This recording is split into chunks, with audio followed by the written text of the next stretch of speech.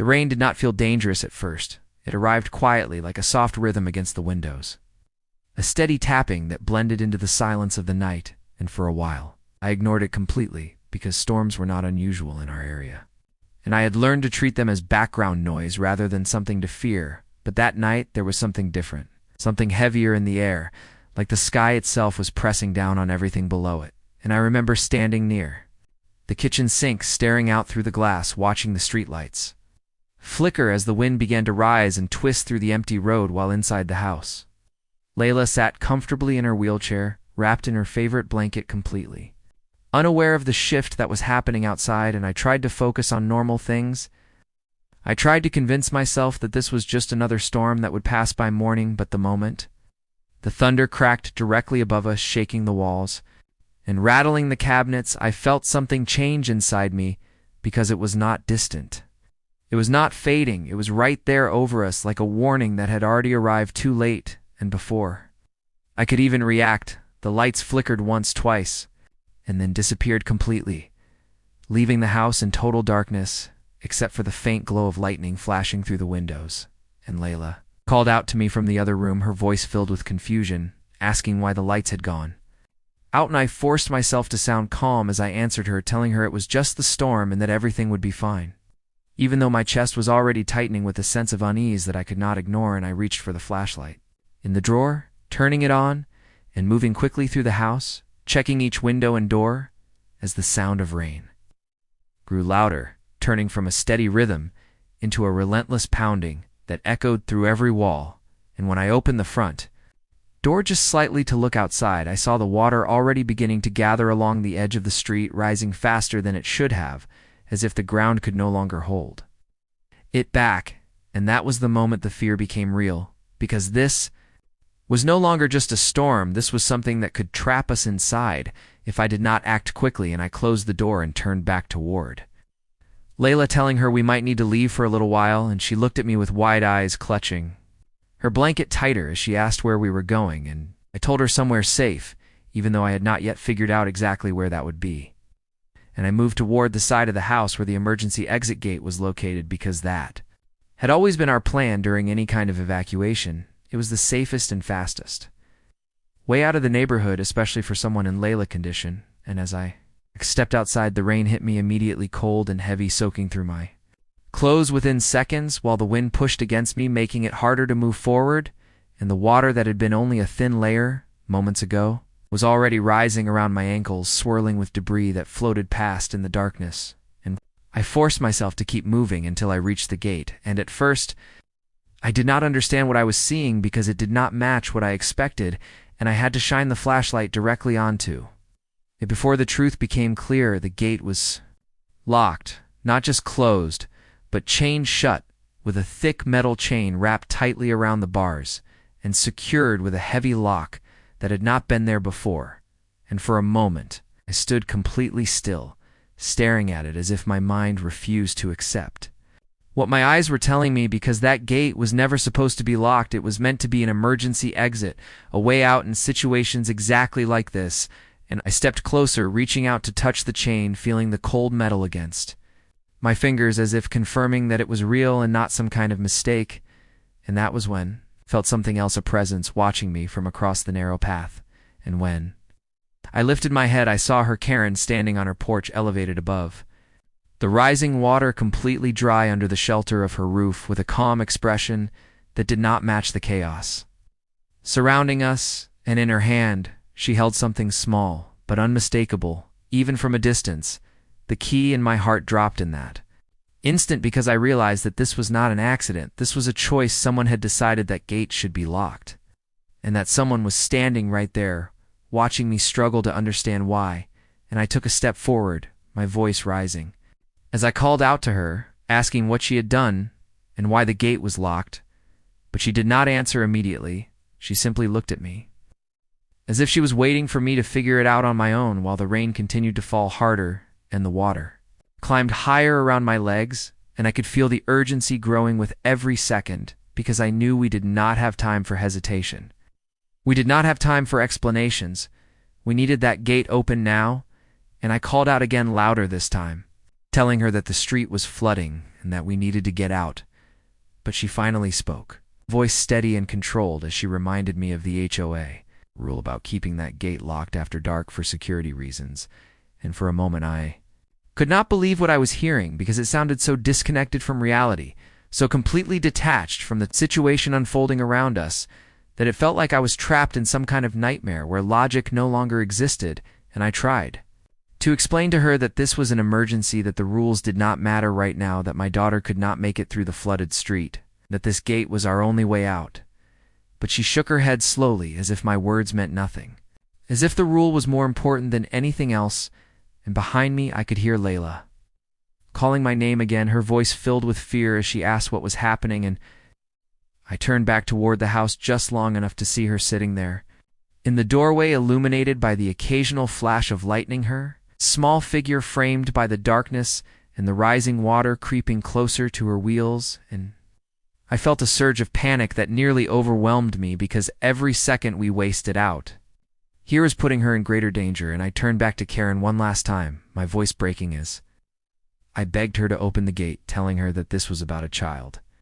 This was about survival, but she did not move, she did not react, she simply stood there holding the key as if she had already made her decision. And that was the moment I understood that we were on our own, that no one was coming to help us, that if we were going to make it out of this, it would have to be by our own actions. And I felt something shift inside me, as the fear that had been holding me back turned into determination, because I knew I could not stand there any longer. I could not wait for permission to save my own child, and I turned away from the gate, and I turned away from the gate, and ran back toward the house, the water now rising past my ankles as the storm continued to rage round us, knowing that whatever happened next would depend entirely on me and the choices I made in the next few minutes would decide whether we survived the night or became another story, lost in the aftermath of a storm that no one would ever forget. I rushed back inside the house with the sound of the storm roaring behind me and the door barely closing against the pressure of the wind. As water continued to force its way through every small opening, and Layla looked at me immediately, her eyes searching my face for answers that I was not ready to give, and I forced myself to stay calm as I moved toward her, kneeling down beside her wheelchair and placing my hands gently on her shoulders, telling her we needed to leave right now and that she had to trust me completely. And she nodded slowly, even though I could see the fear growing inside her as another loud crack of thunder shook. The house and the walls seemed to vibrate with the force of it, and I grabbed a bag from the nearby chair, throwing in whatever I could reach without thinking: a flashlight, some water, a blanket, anything that might help us once we got out, because deep down, I knew we were not coming back anytime soon, and maybe not at all. And as I stood up, the cold water brushed against my feet, reminding me that time was slipping away faster than I could control, and I moved behind her, unlocking the wheels of her chair, trying to push her forward. But the water made it harder, the resistance slowing every movement. And I realized almost instantly that getting her through the flooded street like this would be nearly impossible. And that thought hit me hard, because it meant the only real chance we had was still that gate, the same gate that Karen refused to open. And for a moment I stood there frozen again, caught between anger and fear as the storm continued to close in around us. And Layla reached for my hand, her small fingers wrapping tightly around mine, as she asked me in a quiet voice if we were going to be okay. And I swallowed the fear rising in my throat and told her yes, even though I was not sure how that would become true. And I made a decision in that moment that changed everything. I could not rely on the wheelchair anymore. I had to carry her myself, no matter how difficult it would be, and I lifted her carefully into my arms, feeling the weight of responsibility more than anything else as she held on to me tightly, and I stepped back toward the door, bracing myself for what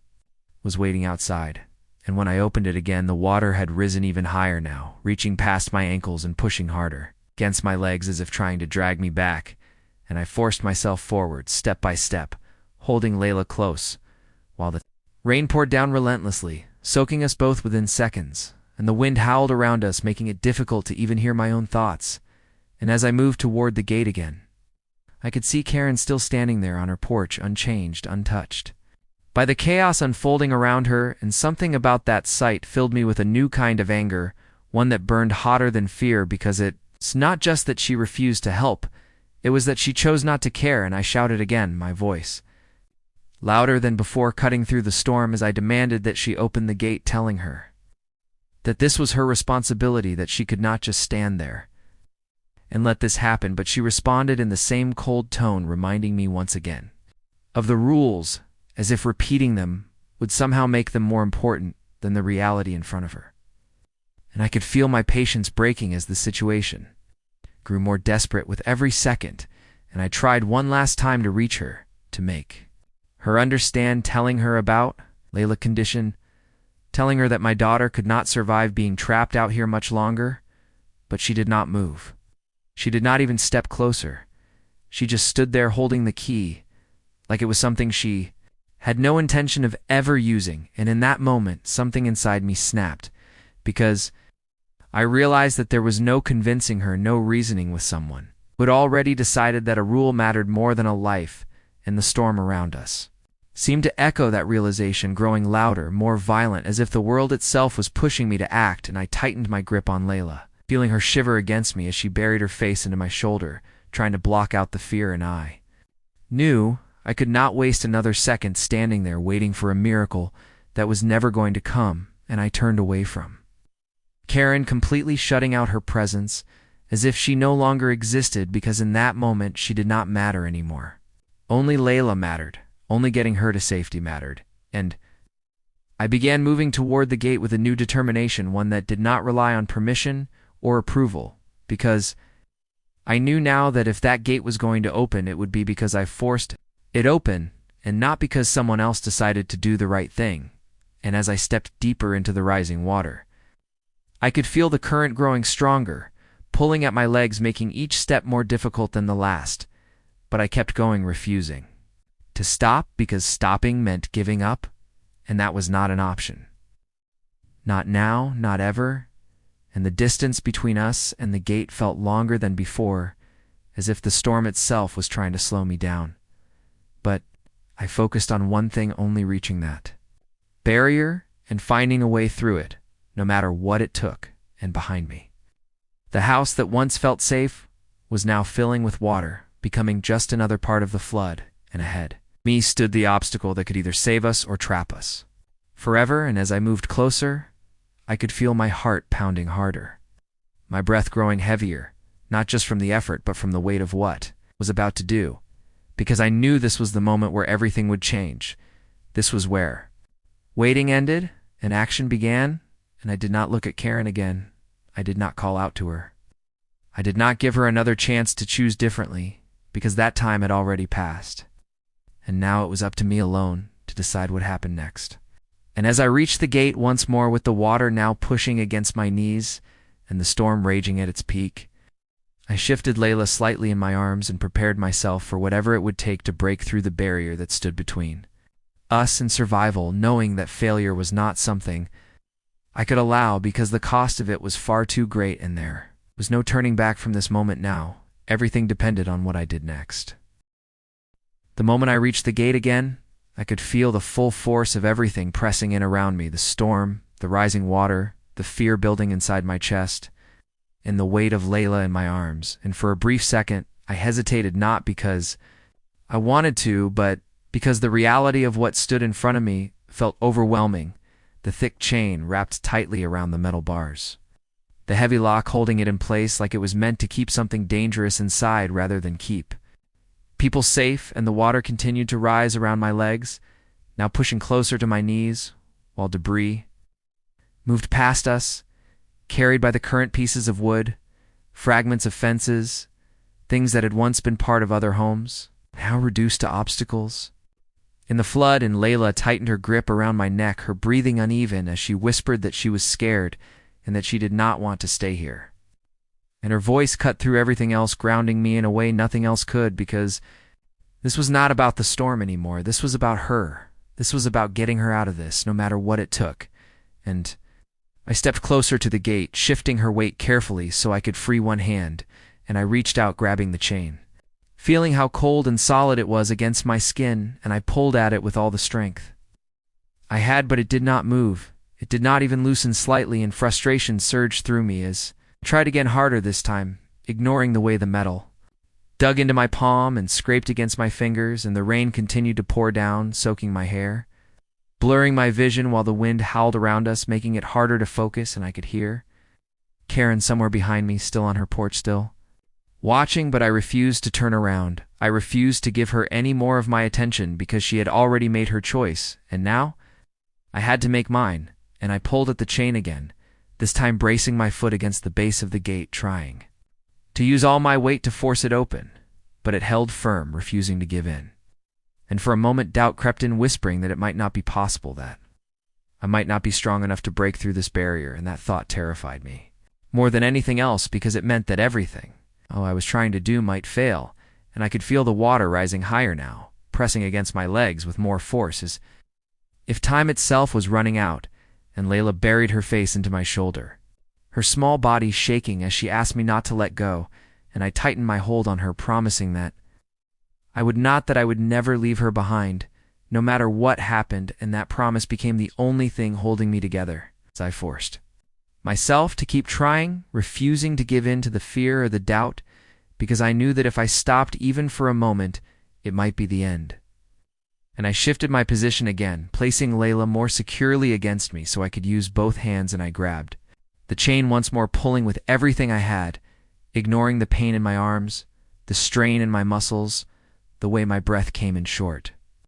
uneven bursts as I pushed myself beyond what I thought I was capable of. And still the chain held strong, as if it was mocking my efforts, and I let out a cry of frustration, a sound that was swallowed almost instantly by the storm, but it did not matter, because this was not about being heard. This was about refusing to give up, and as I stood there gasping for breath, trying to gather what little strength I had left, something shifted around me. A sudden movement in the water, a change in the current that caught my attention, and I glanced to the side just in time to see a large broken branch being carried toward the gate by the rushing water, and in that moment, something clicked in my mind, a possibility. A chance, however small, that this could be the break I needed, and I adjusted my stance quickly, positioning myself as the branch slammed into the metal bars with a loud impact that echoed through the storm, and the force of it caused the chain to jerk, slightly creating a small gap that had not been there before. And without hesitation, I acted, pushing against the gate with everything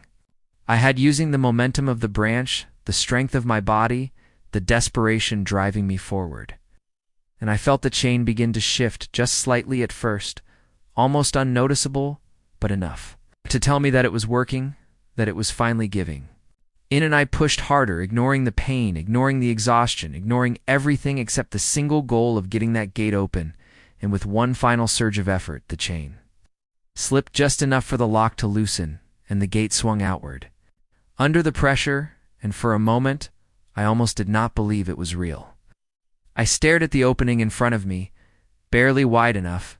but enough to pass through, and Layla lifted her head slightly, her eyes searching mine, as if asking if it was over, and I nodded quickly, telling her we were getting out of here. And I did not waste another second. I stepped forward through the opening, careful not to lose my balance as the current tried to pull me back, and once we were on the other side, I turned briefly just to make sure the path ahead was clear, and I could see the narrow walkway leading toward higher ground, partially submerged, but still passable, and that was all I needed to see, because it meant we had a chance, a real chance to make it out. And I did not look back at the gate. I did not look back at Karen. I did not look back at the house that was now disappearing into the flood, because none of it mattered anymore. The only thing that mattered was moving forward, and I began walking as quickly as I could through the water, each step taking us farther away from the danger that had almost trapped us. And even though the storm continued to rage around us, I felt something shift inside me, a small spark of hope growing stronger with every step, because we had made it through the barrier. We had broken past the thing that was meant to stop us, and now all that remained was the final push to safety, and I held on to Layla tightly as we moved forward, knowing that we were not safe yet, but also knowing that we were no longer trapped, and that difference meant everything as we continued into the storm, determined to survive no matter what waited ahead. The moment we crossed through the gate, I did not allow myself to slow down because even though we had broken through the barrier, the danger was still all around us, and the storm had not weakened in any way. If anything, it felt stronger, as if it was determined to pull us back and erase the small victory we had just fought so hard to achieve, and the narrow path ahead was barely visible under the rushing water, with only faint outlines of the ground beneath guiding my steps, and I had to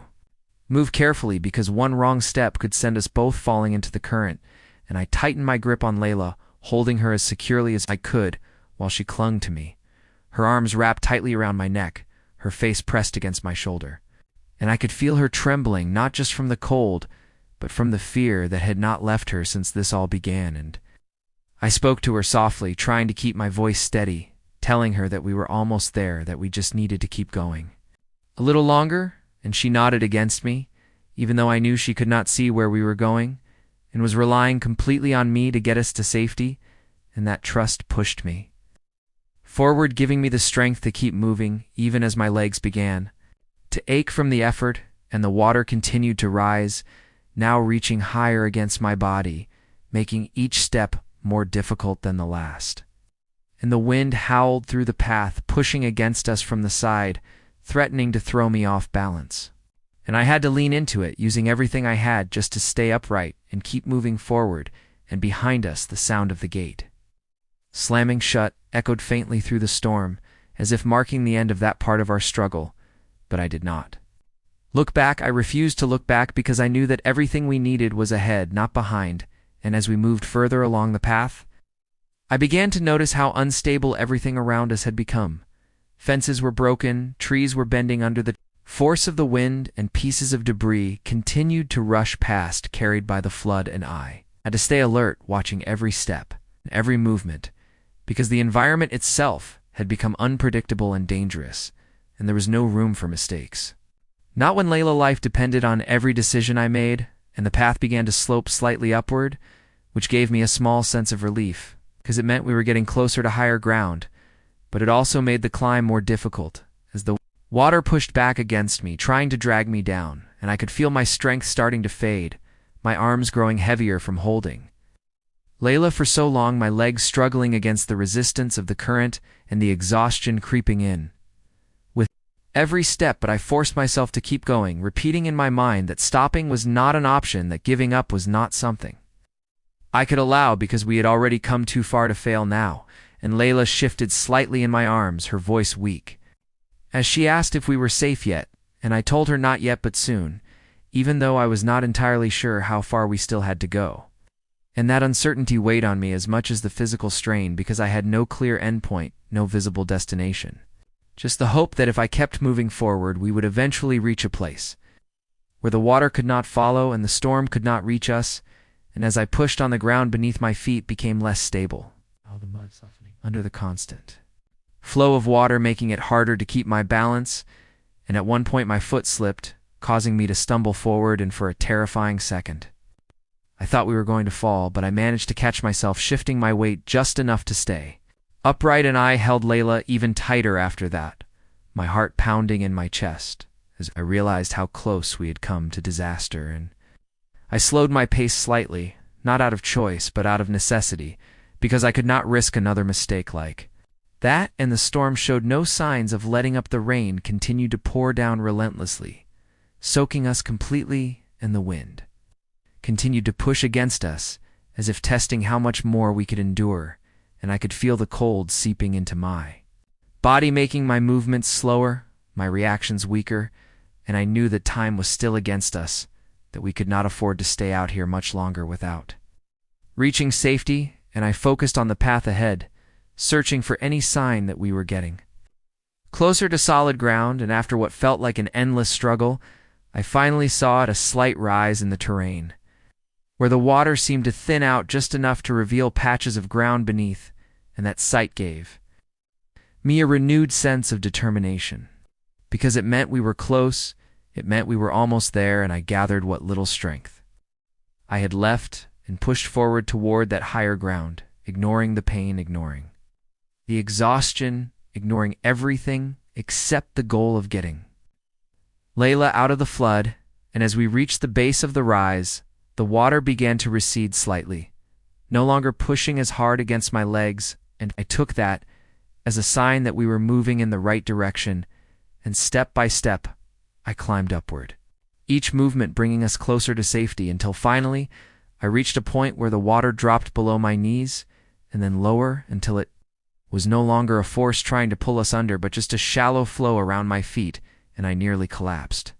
From relief, but I forced myself to keep going just a little further until I was certain that we were completely out of danger, and when I finally stopped, I lowered myself carefully to the ground, holding Layla close as I caught my breath, my entire body shaking from the effort, and the cold and the adrenaline that had been driving me began to fade, leaving behind a deep exhaustion that I could not ignore, and Layla lifted her head slowly, looking around, as if trying to understand where we were. And I told her that we had made it, that we were safe now, and she wrapped her arms around me again, holding on tightly, and for the first time since this began, I allowed myself to feel something other than fear. I felt relief. I felt gratitude that we had survived that. We had made it through something that could have taken everything from us. And as I sat there holding her, the storm still raging in the distance, I realized just how close we had come to losing it all, and how one locked gate, one decision made by someone else, had nearly changed our lives forever, but we were still here. We were still alive, and that was something no one could take away from us as we remained on that small patch of higher ground, waiting for the storm to pass and for help to finally arrive, knowing that the hardest part was behind us, but also knowing that we would never forget what it took to get there. The storm did not end immediately after we reached higher ground. It continued to rage in the distance, like a reminder that what we had escaped was still unfolding around us. And I sat there holding Layla close, feeling her slow breathing against my shoulder as the adrenaline that had carried me through began to fade, leaving behind a deep exhaustion that settled into every part of my body. And for a while, I could not move. I could not think beyond the simple fact that we were alive, that we had made it out when so many things had tried to stop us, and the rain still fell, but softer now, less violent, as if the worst of it had already passed. And I looked around at the small area where we had stopped, noticing others beginning to gather. People who had also managed to escape the flood, each of them carrying their own stories, their own fear and relief written across their faces, and some were calling out for loved ones, while others simply sat in silence trying to process what had just happened. And I tightened my hold on Layla for a moment, as the reality of how close we had come began to sink in, because it was not just the storm that had put us in danger. It was the choice that had been made to lock that gate, the decision to follow a rule instead of doing what was right, and that thought stayed with me heavier than anything else, because it meant that this was not just a natural disaster. This was something that could have been prevented, something that should have never happened in the first place. And Layla shifted slightly in my arms, her voice still soft but steadier now, as she asked if we could go home. And I paused before answering, because I did not know what was left of our home, or if it would even be safe to return. And I told her that we would go somewhere safe for now, somewhere warm where she could rest, and that seemed to be enough for her as she nodded and leaned against me again, trusting that I would take care of everything, even when I was not sure how I would do that. And in the distance I began to hear the sound of sirens growing louder, cutting through the fading storm and signaling that help was finally on the way. And that sound brought a mixture of relief and frustration, because it meant that we had survived long enough to be rescued, but it also meant that everything we had gone through happened before anyone could reach us. And I wondered how different things might have been if help had arrived sooner, or if that gate had never been locked at all. And as emergency crews began to arrive, moving quickly through the area, helping those who were injured or stranded, I carefully stood up, still holding Layla, as one of the responders approached us, asking if we were okay. And I nodded, telling them that we had made it out, but that others might still be trapped behind the flooded streets. And they moved on quickly to continue their work, and I watched them for a moment, feeling a strange sense of distance from everything around me, as if I was no longer fully part of the world I had been in just hours before, because something had changed, something inside me that I could not yet fully understand. And as the night slowly turned toward morning, the storm finally began to fade, the rain easing into a light drizzle, and the sky starting to lighten, just enough to reveal the extent of the damage left behind. and it was worse then. I had imagined homes were flooded, streets were destroyed, and the entire neighborhood looked like it had been reshaped by the force of the water, and as people began to talk to each other, sharing what they had seen, what they had experienced, the story of the locked gate started to spread, because others had noticed it. Others had seen what happened, and questions began to arise about why it had been closed and who was responsible, and I did not have to say anything because the truth was already there, visible to anyone who looked closely enough, and as the hours passed, that truth turned into something bigger, something that could not be ignored because it was not just about one family. It was about a decision that put lives at risk, and the more people learned about it, the more they began to demand answers. And I could see it in the way they spoke, in the way they looked back toward the direction of the neighborhood, where everything had started, and I knew that this was not going to be forgotten. This was not something that would simply fade away once. The water receded because it had crossed a line that could not be undone, and eventually someone asked me directly what had happened. And I told them everything, not with anger, not with exaggeration, but with the simple truth of what we had experienced. How we had tried to leave, how the gate had been locked, and how no one had opened it, and we needed it most. And as I spoke, I could see the reaction in their faces, the disbelief turning into anger as they understood what that meant, and I realized then that while the storm had been powerful, it was the human choice behind that gate that had left the deepest impact. And as the day continued, emergency teams worked to clear the area, to provide shelter and support for those who had been displaced. And I was guided along with Layla to a temporary shelter where we were given blankets and warm drinks and a place to sit and rest, and for the first time since it all began, I allowed myself to fully relax just for a moment, letting the weight of everything settle as I looked down at Layla, who had finally fallen asleep in my arms. Her face calm in a way that felt almost unreal after everything we had been through, and I brushed her hair gently away from her face, feeling a quiet sense of gratitude that she was still here, that we had not lost each other in the chaos. And as I sat there, surrounded by others who were also trying to rebuild some sense of normal, I thought about what came next, about how we would move forward from this, how we would rebuild not just our home, but our sense of safety and trust. And I knew that it would take time,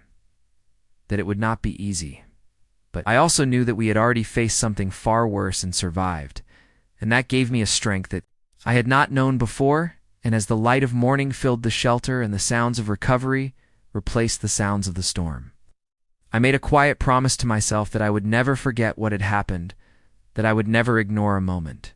where I could make a difference, because I had seen what happens when people choose not to act,